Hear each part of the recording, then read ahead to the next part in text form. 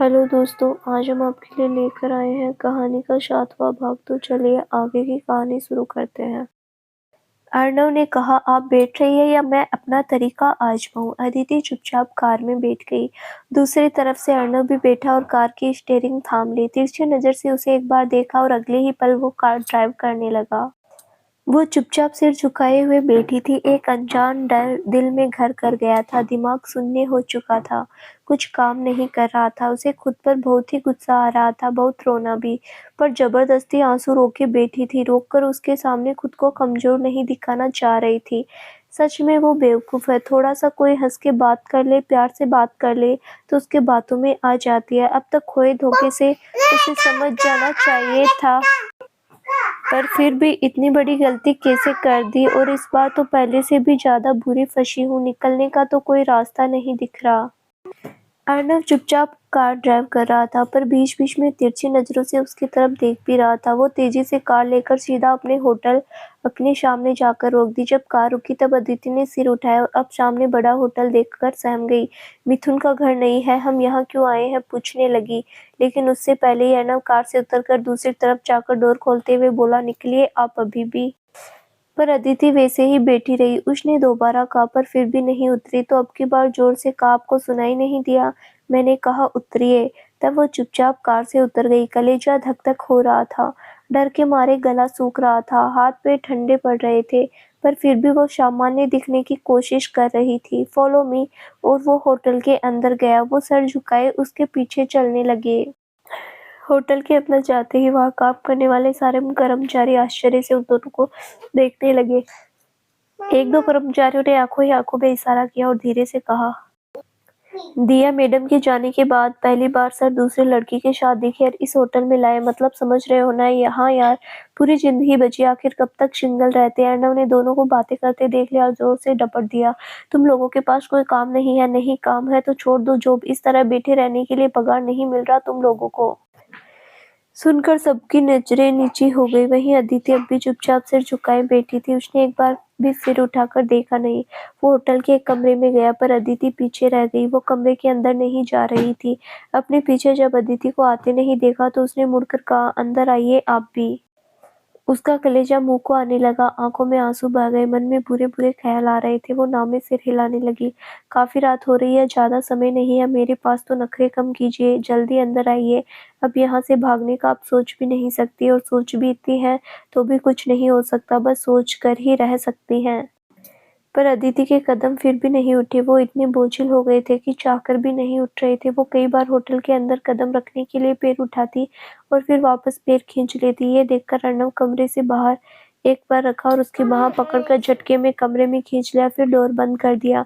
किसी अनहोनी को सोचकर अदिति मुंह में दुपट्टा डालकर खूब जोर जोर से रोने लगी और नाव में सिर हिलाने लगी। परंतु अर्णव ने उस पर ध्यान नहीं दिया। वो अपने साथ एक पैकेट लेकर आया था। वो अदिति को थमाते हुए कहा, इसमें कपड़े चेंज कर लीजिए, साथ में बाकी जो भी चीजें पहनकर रेडी हो जाइए, जितनी जल्दी हो सके। और रेडी होने के बाद मुझे फोन कीजिए, मैं बाहर वेट कर रहा हूँ। और हाँ, मैं जब आऊँ तब तक ये आंसू दिखना नहीं चाहिए।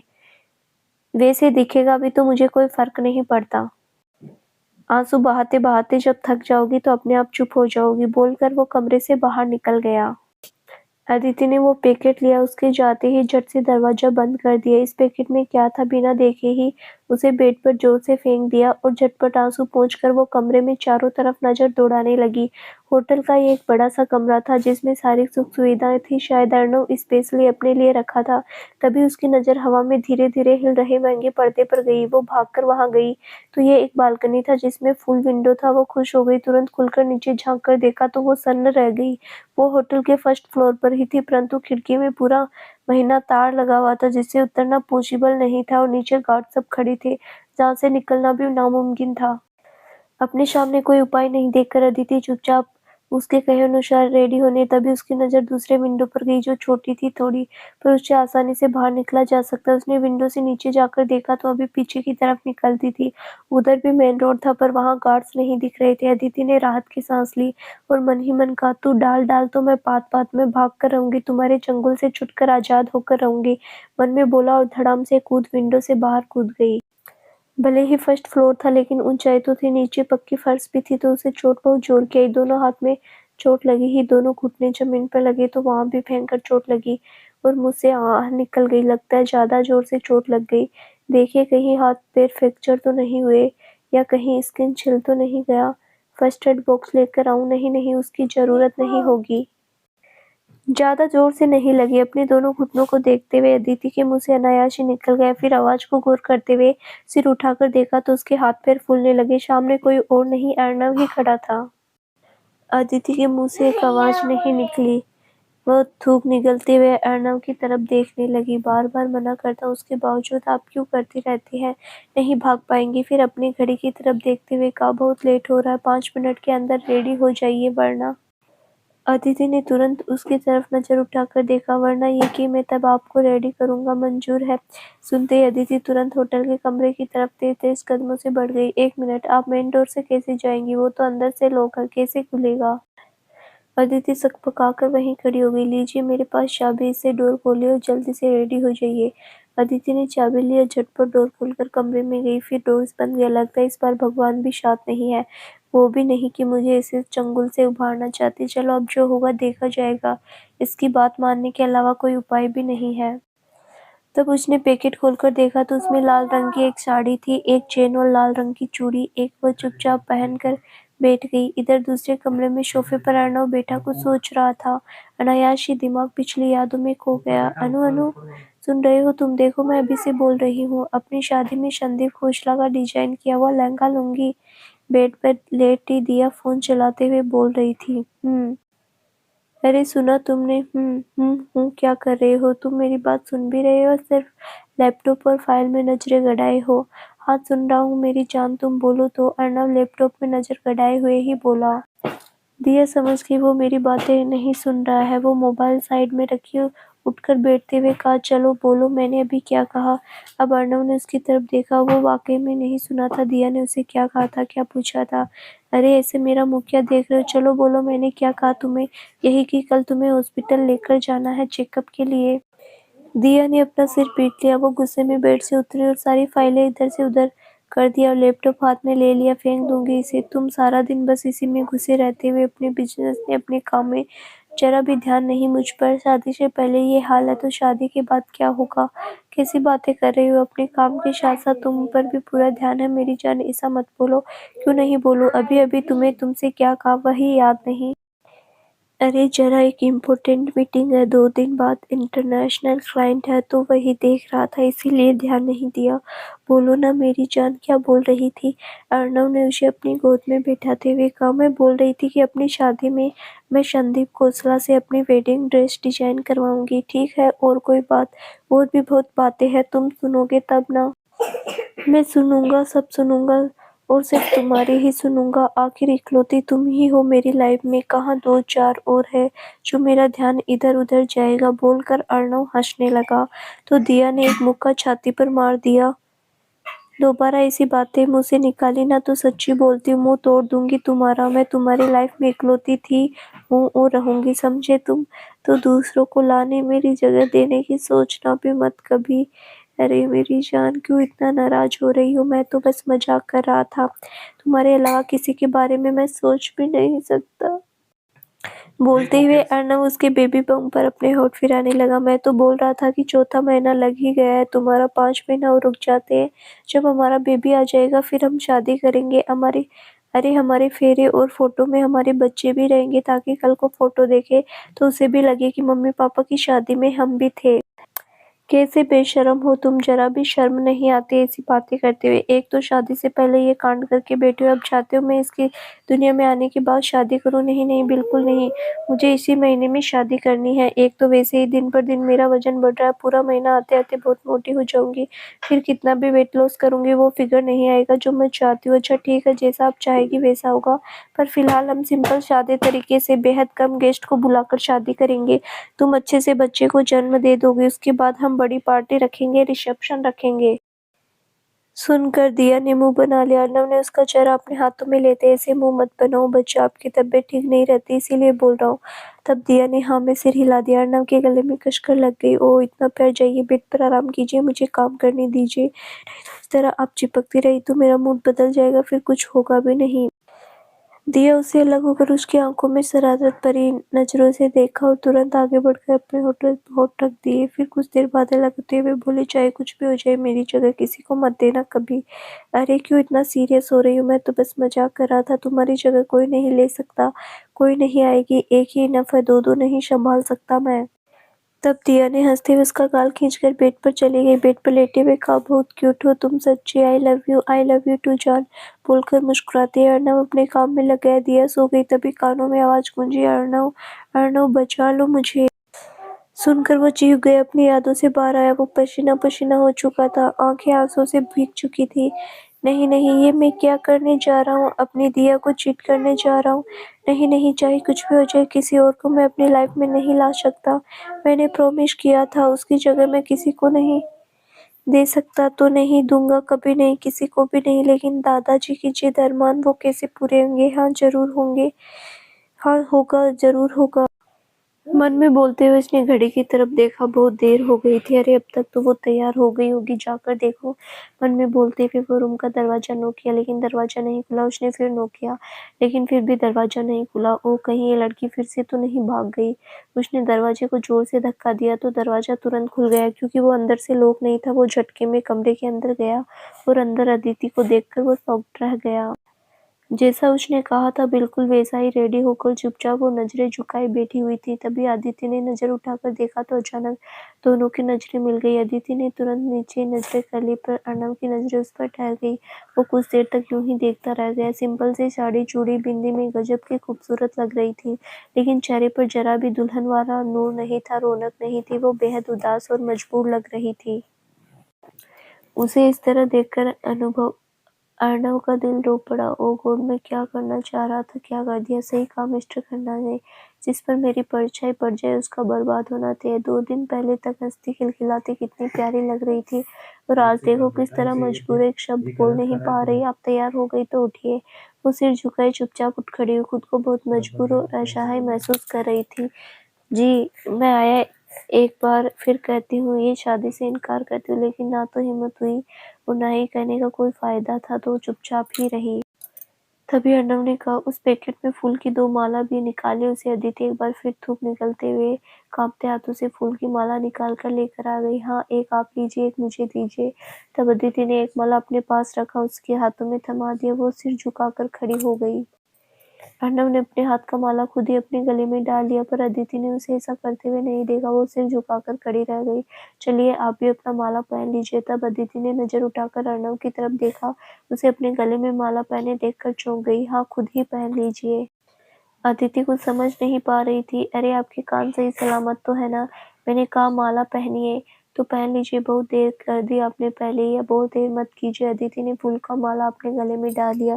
फिर अर्नव ने अपनी पॉकेट से एक छोटी सी डिब्बी निकाली और अदिति की तरफ बढ़ाते हुए बोला, लीजिए अपनी मांग भर लीजिए। वो चौंक गई, भला मैं खुद से कैसे मांग भरूं? घबराइए मत, ये सिंदूर नहीं गुलाल मात्र है, हल्का सा लगा लीजिए।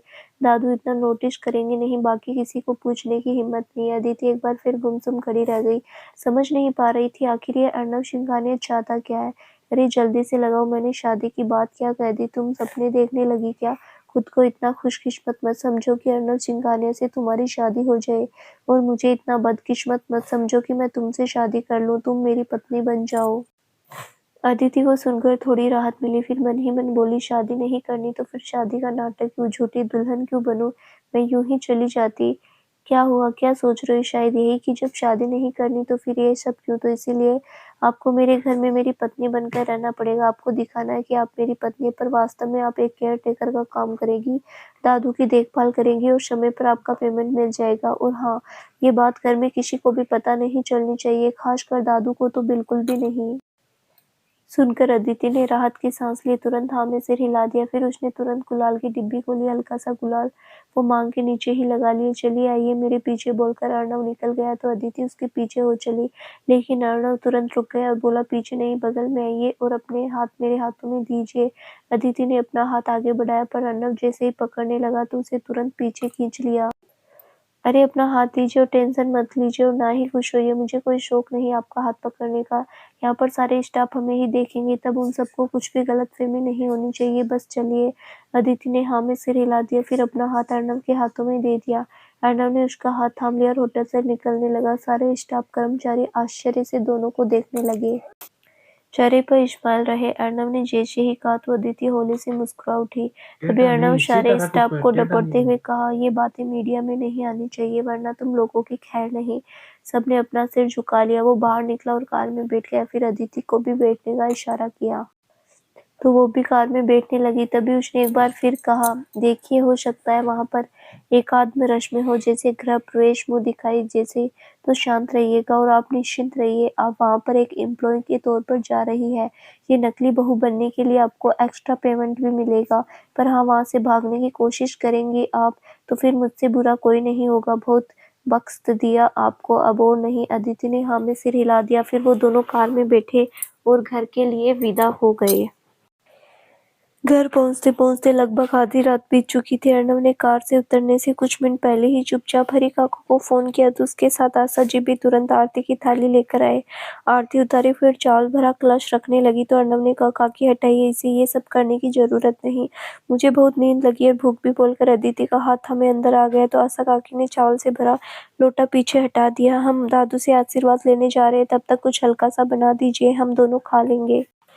जी बाबू, आप कमरे में जाइए, मैं अभी कुछ हल्का फुल्का बनाकर लाती हूँ। अर्णव ने हाँ में सिर हिलाया। अदिति का हाथ थामे हुए दादू के कमरे की तरफ बढ़ गया। फिर धीरे से कहा, याद रहे मैंने कहा था दादू से हंसकर बात करनी है, ठीक वैसे ही जैसे उस दिन बात कर रही थी, उन्हें जरा भी डाउट ना हो। अदिति ने हाँ में सिर हिलाते हुए कहा, जी सर, समझ गई। काफी देर तक उसके मुंह से कुछ आवाज निकली थी। सुनकर अर्णव को सुकून मिला।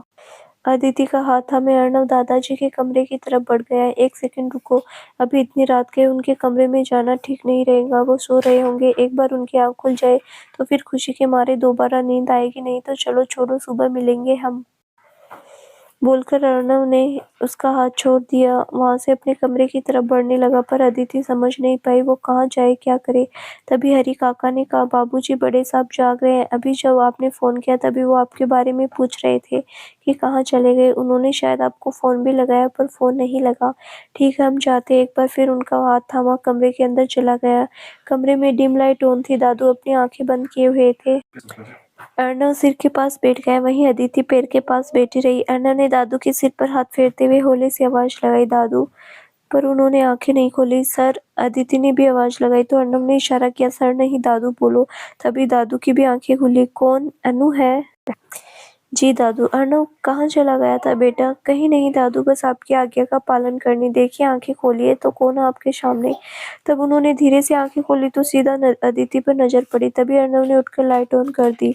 दादू चौंक गए। हड़बड़ाते हुए उठकर बैठने लगे।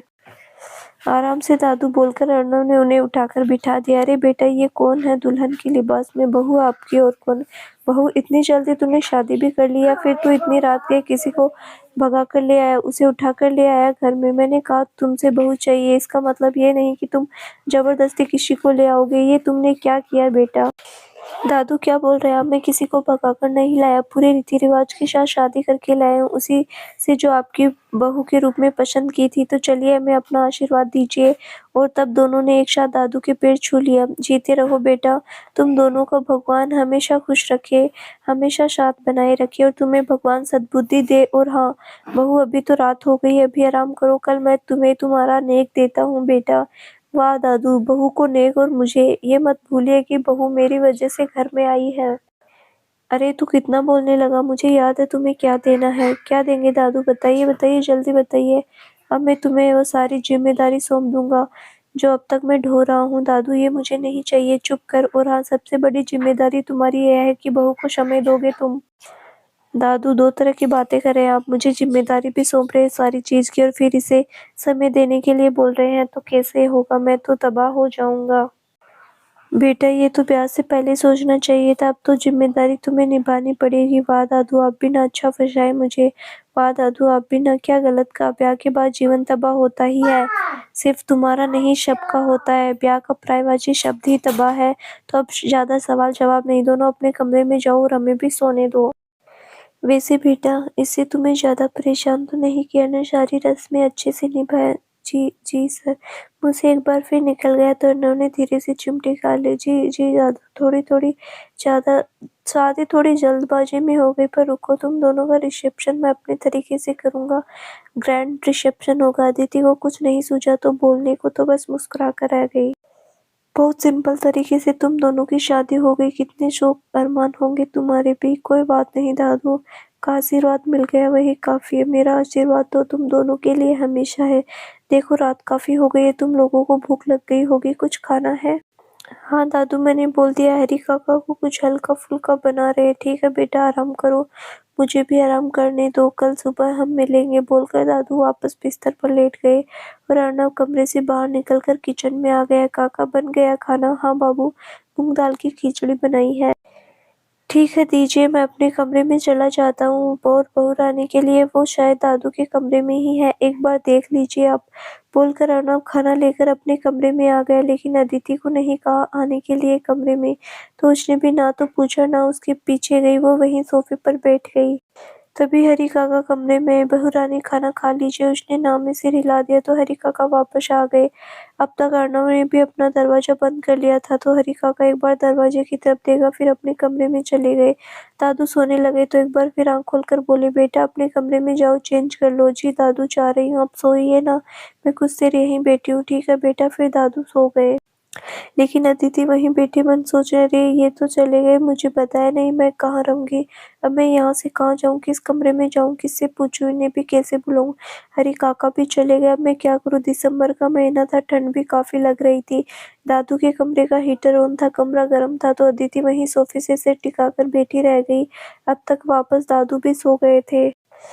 पिछले कई दिनों से ठीक से सोई नहीं थी अदिति, ऊपर से इतना रोने की वजह से थकान हुई थी अलग। वो जब सोफे पर शांति से गुमसुम बैठी तो पता नहीं चला कब गहरी नींद के आगोश में चली गई। इधर अर्णव भी अपने कमरे में आया, गले से माला निकालकर सामने टेबल पर रख दिया, बिना चेंज किए खाना खाने लगा, फिर बर्तन वैसे ही छोड़कर बिस्तर पर निढाल हो गया। पिछले कुछ दिनों से हो रहे ड्रामे से वो थक चुका था, नींद उसे भी नहीं आ रही थी, और आज सब ठीक होने पूरी होने की हल्की सी उम्मीद दिखाई तो थोड़ी सी सुकून मिली, दिमाग भी हल्का लग रहा था, तो वो भी तुरंत सो गया। एक बार भी जी में नहीं आया कि अदिति इतनी ठंड में कहाँ सोएगी, कहाँ जाएगी, चेंज क्या करेगी, क्या पहनेगी।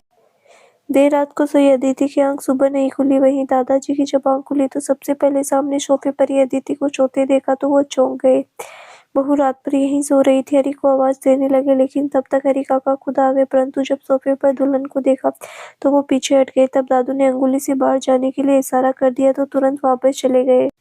सोफे पर सो रही अदिति के सर से पल्लू हट चुका था, वो काफी गहरी नींद में बैठे बैठे सोफे से टिकाए सोई। ये देखकर दादू को बेहद गुस्सा आ गया, कैसा गैर जिम्मेदार है ये लड़का, खुद सो गया, बहू यहीं रह गई, इसे अपने कमरे में भी नहीं ले गया। हाँ हाँ, उसी ने कहा होगा तुम दादू के कमरे में ही रहो। अब ये नई नवेली दुल्हन तो नहीं बोलेगी उसे कि मुझे कमरे में जाना है, इसे तो अभी मैं बताता हूँ। बस शादी कर ली, पत्नी को घर ले आया और जिम्मेदारी खत्म, मन में बोलकर वो अपना फोन निकालने लगा। तभी अचानक अदिति के चेहरे पर नजर टिक गई। वो सोती हुई बेहद मासूम लग रही थी, बड़ी प्यारी मासूम बच्ची है। थैंक यू बेटा, मेरे पोते के जीवन में आने के लिए, उसका हाथ थामने के लिए। मैंने उस दिन बस तुम्हें थोड़ी देर बात की, मुझे विश्वास हो गया तुम वो लड़की हो जो मेरे पुराने वाले पोतों को लौटा सकती हो, उसकी लाइफ को सही कर सकती हो। तभी दादू की नजर अदिति के माथे पर गई, चौंक गए, उन्हें समझते दे, ओ तो ये बात है। मैं भी सोचूं जरा, अचानक मेरा पोता इतना समझदार कैसे बन गया, कैसे इतनी आसानी से मेरी बात मान ली, शादी कर ली। ठीक है, कोई बात नहीं, तुम्हारे जो भी जी में आया वो तुमने किया, अब मैं करूंगा जो मेरे जी में आएगा। अब इस लड़की को घर से तो नहीं जाने दूंगा। इधर अपने कमरे में सो रही अर्णव का फोन बजा तो उसकी अचानक आंख खुली, सिर काफी भारी हो रहा था। अरे कौन इतने सुबह फोन किया है, बोलते एक बार फिर सो गया। जब दोबारा फोन आया तो खुली आंखों से देखा भीमा का फोन था।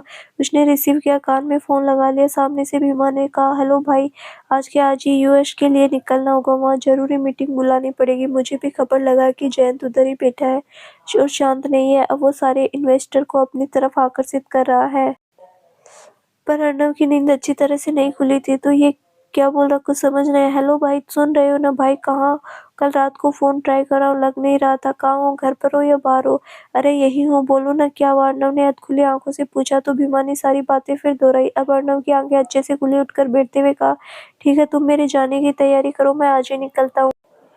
सब तैयारी करके रखिए भाई, वहाँ आपकी मीटिंग भी फिक्स हो गई। आपका ही फोन नहीं लग रहा था, कल रात को कितनी बार ट्राई किया, कहाँ चले गए थे। अभी मैं आपके घर आने वाला था, लेकिन संयोगवश फोन लगाया, वैसे कहाँ गए थे। अब तक सो रहे थे क्या? अरे हाँ यार, रात में उस लड़की की शायद बोलते अर्नव को याद आया, तुरंत फोन काट कर बेड पर मोबाइल फेंका और झटके में ओ गॉड, ये लड़की कहाँ गई? कहीं फिर तो नहीं भाग गई? इस कमरे में नहीं है तो फिर कहाँ है? और कहाँ गई होगी इतनी ठंड में? कमरे में चारों तरफ नजर दौड़ाने लगा। कमरे में तो नहीं है, कहीं बाथरूम में तो नहीं? फिर झट से जाकर दरवाजा नॉक किया, फिर याद आया वो तो यहाँ आई ही नहीं थी, मैंने भी कमरे में आने को कहा नहीं, ना ही मेरे पीछे पीछे आई थी। फिर तो गई, कहाँ गई? फिर खुद के सिर जोर से टपली मारते हुए, मैं भी इस तरह उसे कैसे छोड़ दिया? मैं कैसे भूल गया कि मैंने उससे शादी की? अगर मेरा यही बिहेवियर रहा तो फिर सच्चाई पता चलते हुए देर नहीं लगेगी। मन में बोलते हुए वो तुरंत कमरे से बाहर निकला। फिर याद आया, हो सकता है शायद जल्दी सोकर उठ गई हो, दादू के साथ हो, लेकिन रात में तो इस कमरे में आई नहीं। फिर एक सेकंड याद आया, रात को हम दोनों दादू के कमरे में गए थे, कहीं वो अब तक दादू के कमरे में तो नहीं है? घड़ी पर नजर डाली तो सुबह के 7 बज गए थे, दादू तो अब तक उठ गए होंगे। 4 कदम नहीं हुआ वो भागकर दादू के कमरे में आया और सबसे पहले दादू के बेड की तरफ नजर डाली तो वो अब तक सो रहे थे। देखकर सुकून मिला। तभी उसकी नजर सोफे पर गई जहां आदित्य सिर टिकाए गहरी नींद में सो रही थी। देखकर उसे सुकून मिला, राहत की सांस ली, लेकिन अगले ही पल दांत खींचते हुए गुस्से में चेहरा कस लिया और उसकी तरफ बढ़ने लगा। इधर दादू तो जानबूझकर आंखें बंद कर लेटे हुए थे, अचानक अपनी आंखें खोल दी और अर्णव को देखने लगे, उसके फेस एक्सप्रेशन नोटिस करने लगे। अर्णव अभी उसे जगाने लगा, तभी पीछे से दादू ने आवाज लगाई। अर्णव, उसने तुरंत पीछे मुड़कर दादू की तरफ देखा। क्यों जगा रहे हो? सोने दो उसे तो। अर्णव सामान्य हो गया, जबरदस्ती चेहरे पर स्माइल लाते हुए कहा, गुड मॉर्निंग दादू। गुड मॉर्निंग बच्चा। देखिए अपनी बहू को, कितनी लापरवाह है, रात को यहीं पर सो गई, अब तक सो रही, जरा भी चिंता नहीं है कि ससुराल का पहला दिन है, जल्दी उठो, काम काज होंगे। आपकी सेवा करती है, ये कराटे लेने से फुर्सत नहीं है। सोने दो, कोई बात नहीं, और मुझे बाहर लेकर चलो, फ्रेश होना है। तब वो दादू को व्हीलचेयर पर बिठाकर बाहर लेकर चला गया। कुछ देर में वो फ्रेश हो गए तो अर्णव उन्हें लेकर गार्डन एरिया में ले गया। वो दादू को धूप में बिठाकर वो भी बगल में बैठ गया। इधर मिस्टर खन्ना के घर में तहलका मचा हुआ था। जब सभी नौकर उठे तो अदिति का कमरा खुला हुआ था। पहले तो सबको लगा शायद वो बाथरूम में हो, लेकिन जब काफी देर हो गया वो निकली नहीं, तब नौकर ने उसे आवाज देते हुए उसे ढूंढने लगा, पर वो कहीं दिख नहीं रही थी। सभी बेहद परेशान हो गए। ओ गॉड, ये मैडम सुबह सुबह कहाँ चली गई? अरे हो सकता है घूमने निकल गई हो इतनी सुबह सुबह। अरे मेरा मतलब है मॉर्निंग वॉक पर चली गई हो। हाँ हो सकता है, बोलकर राहत की सांस ली। तभी फिर दूसरे नौकर ने कहा, चलो हम खोल करके पूछ लेते हैं ना मैडम को, कहाँ है, मॉर्निंग वॉक पर या फिर कहीं किसी मुसीबत में तो नहीं है? और तुरंत फोन लगाया, लेकिन मोबाइल घर में ही था। अरे मैडम का मोबाइल तो घर में ही है, देखो हो सकता है बिना मोबाइल के गई हो, कुछ देर में आ जाएगी। लेकिन जब काफी देर में नहीं आई तो सबके मन में घबराहट होने लगी और तुरंत मिस्टर खन्ना को फोन लगाया। रात में देर काम में करने की वजह से वो अब तक सो रहे थे। जब अचानक उनका फोन घनघनाया तो झटके में नींद खुली। मोबाइल पर गार्ड का नाम देखा तो तुरंत रिसीव किया। हाँ बहादुर, क्या बात है, क्या हुआ, इतनी सुबह सुबह फोन क्यों किया? तब उसने सारी बातें बता दी। ये क्या कह रहे हो तुम? बच्ची कहाँ चली गई? कब देखा तुम लोगों ने? वो घर में नहीं है। उनकी आवाज में घबराहट और चिंता थी। सर सुबह 4 बजे ही देखे उनका रूम खुला हुआ है, फिर हमें लगा शायद वो फ्रेश हो रही है, लेकिन जब काफी देर तक नहीं दिखी तब हम लोग ढूंढने लगे। अरे ऐसे कैसे चली गई, कहाँ चली गई? और उनकी तबीयत तो ठीक ही थी ना, मतलब किसी तरह की टेंशन में थी? सर हमें नहीं पता, फिर लोगों को पता क्या? तुम लोग क्या खर्राटे लेकर सो रहे थे? उसे बाहर जाते हुए किसी ने देखा नहीं सर, वो रात गार्ड तो घर चला गया। अरे तो उसे फोन करके पूछो ना, मैं भी पूछूंगा। हाँ रुको, मैं ही पूछता हूँ। तुम लोगों से एक काम सही से नहीं हो पाता है, मुझे लौटने दो दिल्ली, एक कर सबकी खबर लेता हूँ, गुस्से में बोलकर फोन काट दिया और रात वाला गार्ड रंजन को तुरंत फोन लगा दिया। वो सो रहा था, उसकी पत्नी ने फोन उठाया, उसने जल्दी ही हेलो कहा तो मिस्टर खन्ना गरजते हुए बोले, रंजन कहाँ, जल्दी से फोन दो। उसकी पत्नी ने भागकर उसे जगाया, वो भी हड़बड़ाकर उठा। जी सेठ बोलिए, रात को तुम ड्यूटी पर थे? जी सर, रात को ड्यूटी पर था, सुबह घर आया हूँ। अच्छा तो फिर रात को सो गया था क्या? ना नहीं मालिक, सच बोल, नहीं तो अभी कैमरा चेक करवाऊंगा। हाँ सेठ जी। वो अधीरता से जरा आंख लग गई थी तो थोड़ी देर झपकी ले लिए थे, लगता है तभी वो निकल गई, पर उसे यहाँ पर क्या दिक्कत थी? मैंने उसे कहा तो था कि वापस आकर जॉब लगवा दूंगा। तुम किसी पर भी डिपेंड नहीं रहोगी। पर क्या उसे भरोसा नहीं हुआ? होता भी कैसे, मैं तो बिल्कुल अनजान हूँ। अचानक इतनी जल्दी मुझ पर क्यों विश्वास कर लेगी? और मैं भी यहाँ आ गया, पर वो बच्ची अकेली कहाँ जाएगी? कहीं फिर किसी मुसीबत में ना पड़ जाए, मन ही मन सोचकर वो घबरा रहा था।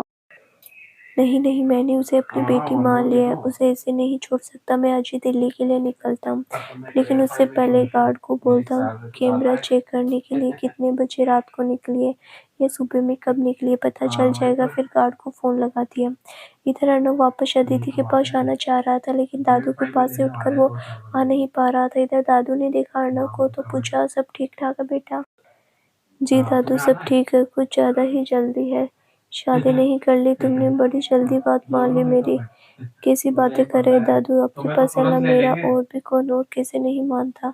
तो फिर बहू कमरे में क्यों नहीं? दादू ने धीरे काँपती आवाज में नाराजगी थी। नहीं दादू, मैंने उसे कहा अपने कमरे में चलो तो बोली मुझे कुछ देर बैठना है, मैं बाद में आती हूँ। शायद बैठे बैठे उसकी आँख लग गई और मैं भी सो गया तो आँख नहीं खुली। ठीक है, कोई बात नहीं, जाओ उसे उठा दो, वो भी फ्रेश हो जाएगी। अर्नव कब से जाने की फिराक में था। जब दादू ने कहा तो वो तुरंत तेज-तेज कदमों से वहाँ से कमरे में आया। अदिति अब भी गहरी नींद में सो रही थी। अर्नव को बहुत गुस्सा आया। उसने इधर-उधर देखा, वहाँ रखा पानी का जग उठाया, अदिति के मुँह पर फेंक दिया। ठंडी का महीना था, अचानक मुँह पर पानी गिरा तो हड़बड़ाते हुए उठी और सुनामी आ गई। दरअसल सपने में वो सुनामी ही देख रही थी। सच में तुम सुनामी बनकर आई हो इस घर में, सब कुछ अपने साथ बहा कर ले जाने के लिए। चलो उठो, तुम्हें यहाँ सोने के लिए नहीं लाया हूँ। दादू कब का उठ चुके, उनके नाश्ता पानी का समय हुआ नहीं, परंतु गहरी नींद में सो रही अदिति की आंख खुली तो वो समझ नहीं पाई, कुछ याद नहीं रहा वो कहाँ है। तद खुली आंखों से कहा, कौन है, क्या हुआ? अर्नव को गुस्सा आ गया। वो कुंभकर्ण की न्यू वर्जन, कितना सोती हो। और जग में जो पानी बचा था वो उसके ऊपर डाल दिया और झकझोरते उठो। वो घबराते हुए सीधे उठ खड़ी। हाँ उठ गई, मुझे सब याद आया। बोलते हुए पैर आगे बढ़ाया तो लड़खड़ा गई। साड़ी में पैर उलझ चुका था। वो खुद को संभालने लगी पर बैलेंस नहीं बना, आगे की तरफ गिरने लगी। लेकिन सामने अर्नव खड़ा था तो दोनों उसके चेस्ट पर आ गया। वो गिरने से बच गई पर अर्नव बाबू का बैलेंस बिगड़ा। वही कारपेट की पीठ के बल धड़ाम से गिरा और अदिति उसके ऊपर।